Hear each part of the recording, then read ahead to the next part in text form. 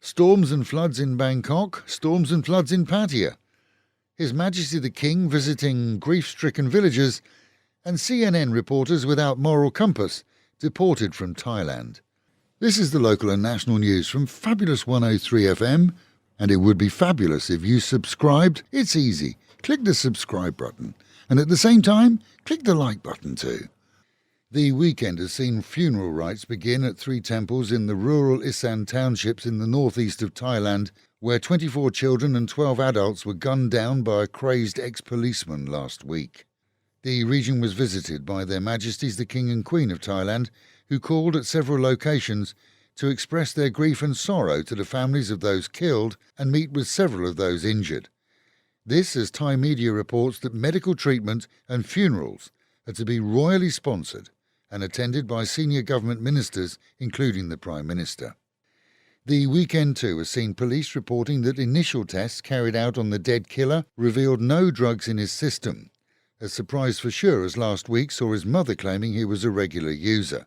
Results from further tests are due to be released mid-week. He'd been fired from the police force and faced drug-related charges which were due to be heard in full in a local court the day after the killings.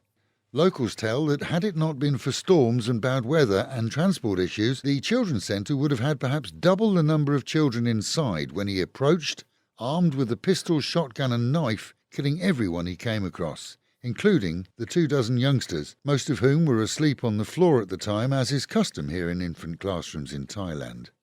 Concern has been raised over so-called copycat killings after police in Nakhon Si Thammarat arrested a man armed with a gun who went to a school and demanded that he was given his son. Said to have been high on drugs, the man was not given access to his 7-year-old son, but was taken into custody by local police. A despicable CNN duo have been ordered to be deported from Thailand after violating the building where the children were killed, accessing it without permission, and using the scene, as of then uncleaned after the shooting, as a backdrop to their news report. A more in-depth report on this is in a separate news bulletin available on our website and YouTube. But simply put, they've been condemned by the general public together with the local and most foreign media. In Nonthaburi, parts of 3 districts have been declared as flood disaster regions following river level rises which were predicted last week. A combination of heavy rain over the weekend together with river overflows has also seen Bangkokians to the north being told to move to higher ground. Notices signed by the rangist mayor have been sent to locals as upstream flooding from Bangkok to Nakhon Sawan and beyond continues. Meanwhile at home and in Pattaya, still no release of the names of the bar owners or customers involved in the also unnamed Tree Town bar, where police report that young children were employed for immoral purpose. A media first really, as usually names are issued almost before charges are filed. But in this case, for some reason, while we're told a full investigation was underway involving the Royal Thai Police, names, it seems, remain withheld. Sunday saw the city and surrounding regions deluged with a storm front which hit the region twice within a few hours, causing serious flooding throughout the area. As the railway road, Sukhumvit, 3rd Road, 2nd Road and Beach Road quickly became rivers, the city was effectively split in two, with travel either way almost impossible. With homes and businesses flooded, small cars and motorbikes that tried to drive through the waters will be valued customers for repair centres, as water and petrol engines are not a good combination. But even pickups were finding some roads impossible until later in the day, when waters began to drain away, then leaving behind the usual trail of garbage and filth on the streets and inside flooded buildings.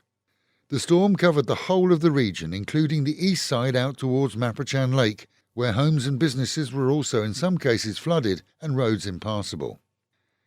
And the new record was set this weekend, amid the storms, for claimed losses by a tourist from India.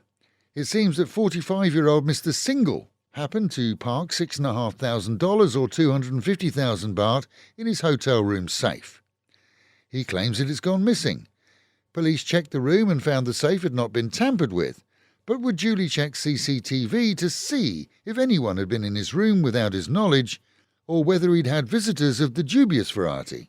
In other news, making a fake police report in an attempt to swindle an insurance company is a crime here in Thailand. And with the Met Office telling us that the region is set for heavy storm clouds through most of the day today as the storm front covers the city and all the way back to Cambodia, travelling slowly towards us. Local and national news today from Fabulous 103 FM and Fabulous Pattaya Media Group. And to get a notification every time we release another bulletin or programme, like and subscribe to our channel, Fabulous Pattaya Media Group, by using the link below.